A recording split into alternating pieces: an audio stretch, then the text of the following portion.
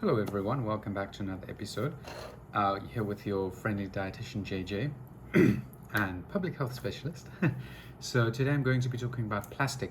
So I'm going to be talking about plastic because plastic has really become a big issue, a big problem, and something that has big implications for the environment and for our health.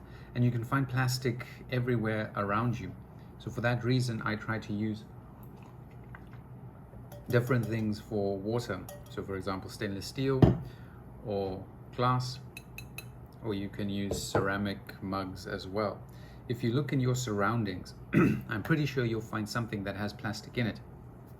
You even get clothes that have plastic fibers or polyesters in them that are not the natural product. It's a synthetic product and it's a problem too. So there are plastic things all around us. We use, for example, pens, some papers, some cups, some mugs, some in our computers, everywhere, in an office, in a home, at work, at school, wherever you are, you'll be able to find plastic. And when you go to shops, you usually get given, or there are plastic bags. There are many other options though. So in this video, I'm going to be talking about why plastic is a problem, what it does, how it interacts in our bodies, how it affects our bodies. And then at the end, if you stick around, I'll tell you what alternatives there are as well. So please stick around and please like and share the video as well. It helps a lot. If you want to support this channel, and if you want more information to be available out there for free, you can also support me. You can look at the links that are in the description.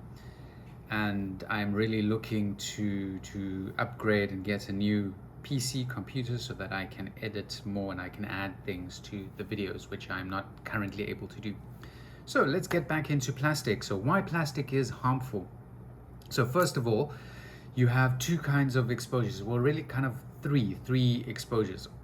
So you have diet, ingestion, then you have environmental exposure, so through air, and then you also have the direct skin on skin exposure. So really kind of three ways in which it can enter into your bodies through diet, through inhalation through the air, and then through skin on skin absorption. So for example, if you go and you do shopping and you get your slip, that slip is coated in plastic and it's hot. So when you are taking it, it's absorbing into your skin. So you are getting some exposure to plastic in that way. And there are many other ways that you also are exposed to plastic. That's one of them. So for example, if you are eating, if your food was wrapped in plastic, it was heated in plastic, you put it in a microwave, which is not the best thing to do. Microwave is terrible for your food, kills all the nutrients. That's another video though.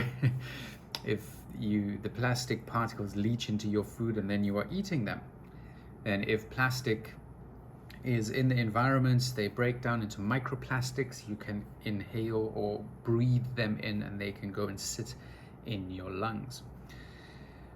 So why are plastics harmful? Microplastics, or the absorption of plastic, why is this harmful? So first of all, it accumulates if it's not excreted. So there are just two things that happen to it. Either it gets excreted or it accumulates. So if it's not excreted, it accumulates. And in different parts of your body, it's more likely to accumulate than to be excreted. For example, your lungs, it's not so easy for things to be excreted out of your lungs. So if microplastics enter your lungs, they tend to stay. And why this is a problem? They adhere, they build up, they interact with your immune system, and they cause inflammation. Inflammation in your lungs can cause diseases, so bronchitis, inflammation of your bronchi. So just for one, asthma is inflammation of your trachea, where your airflow goes.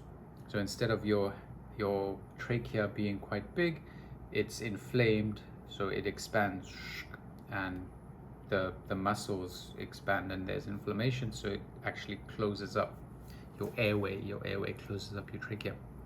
and then you cannot breathe.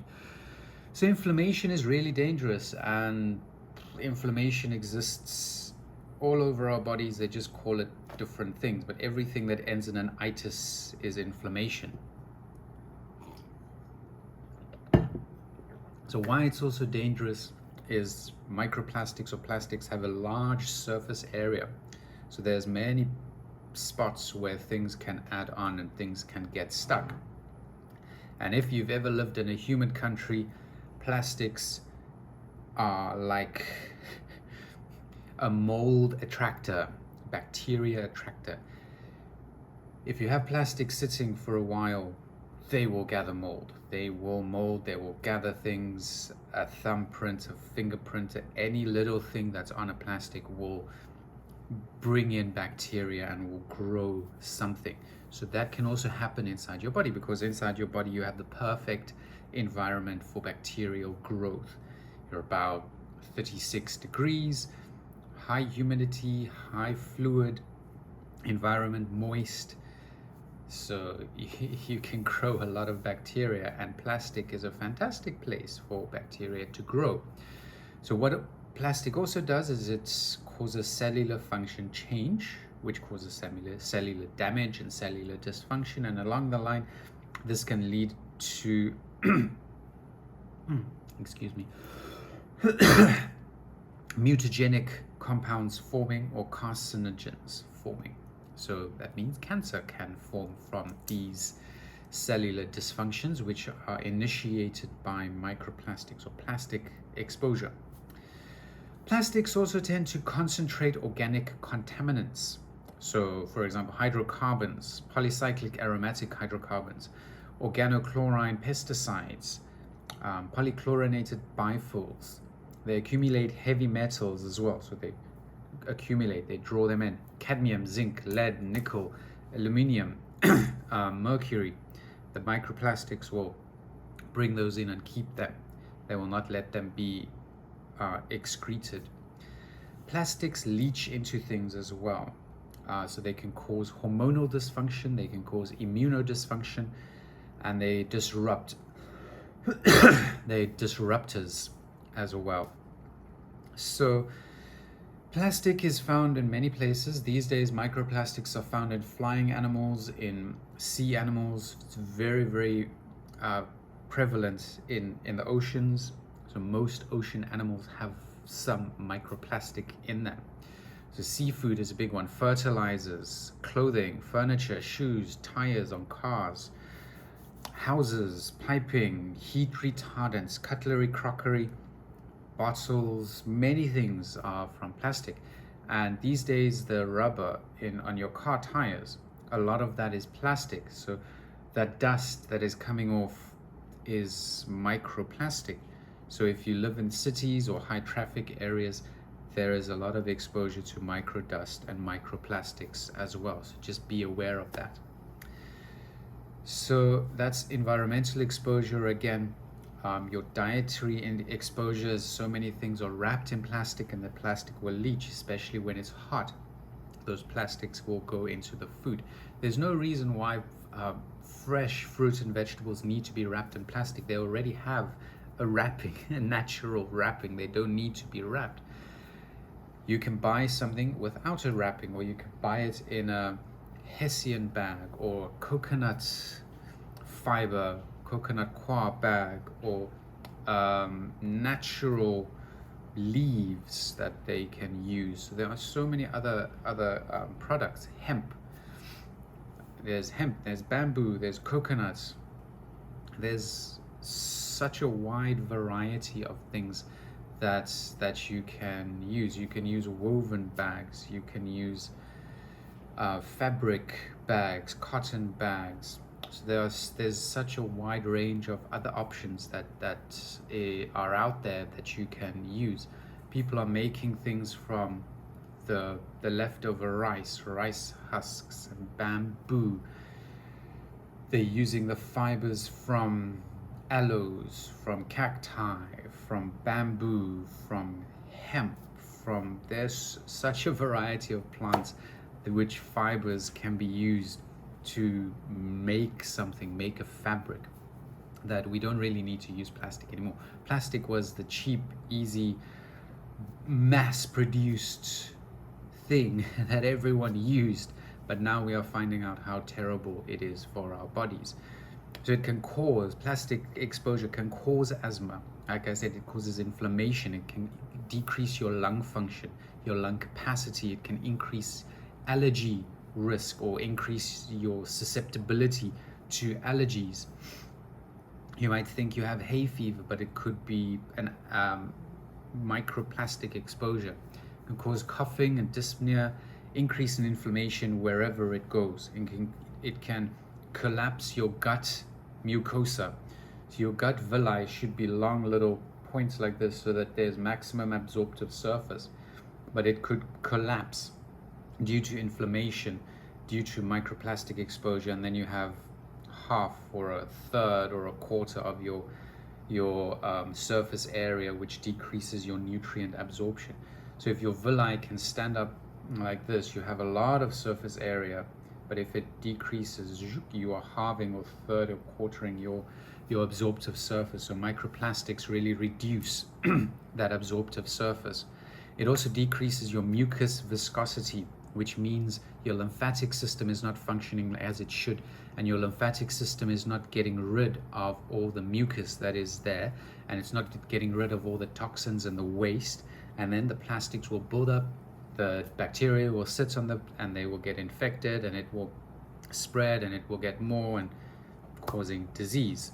You also have a decrease in uptake of nutrients, as I just explained. You have a decrease in gut function because your gut is inflamed, your gut is trying to repair, and your villi are damaged as well. And your gut mucosa, your gut mucus is not as viscous as it should be. It's not as fluid, not as as sticky, and it cannot adhere and get rid of the toxins. Plastics can also decrease the membrane permeability. So this affects your pH balance in your cells and outside of your cells. It affects your water balance. It affects your mineral balance.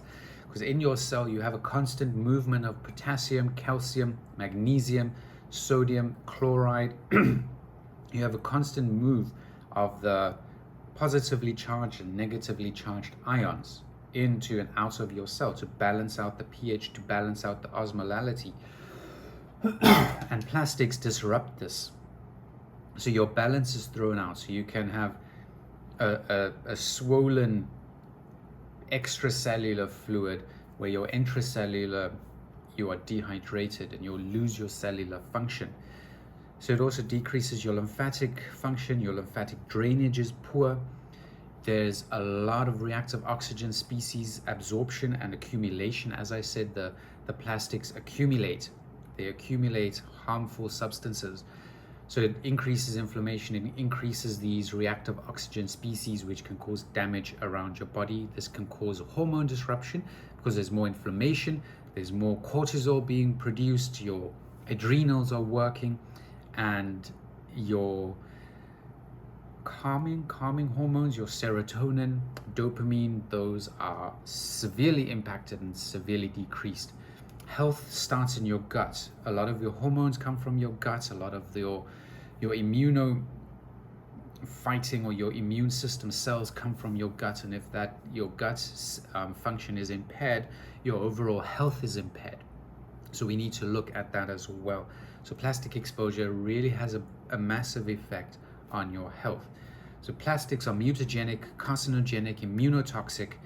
They can cause chronic gut infections. They can cause micronutrient deficiencies because you're not absorbing, decrease your absorptive surface, cause leaky gut where things are going through and not being absorbed. And they can accumulate harmful bacteria in your gut. So these are all the things that plastics can do. So please try to avoid plastics as much as you can. You'll see BPA or free things, but there are many BPAs. They'll just use a different BP, BPD or BPP. So there are different kinds of plastics, different combinations. So if it's free of one thing, doesn't mean it's not got other harmful things that they have not studied or have not found is directly linked to disease or to cancers. So try to avoid plastics, rather use glass, use stainless steel, and use the fibers, natural fibers. Synthetic fibers will have some form of plastic in it too. So there are so many different kinds of natural products out there that you can look at. You can also get wood or bamboo cups and crockery, cutlery. You can store things in glass rather than plastic. Silicone is also another option.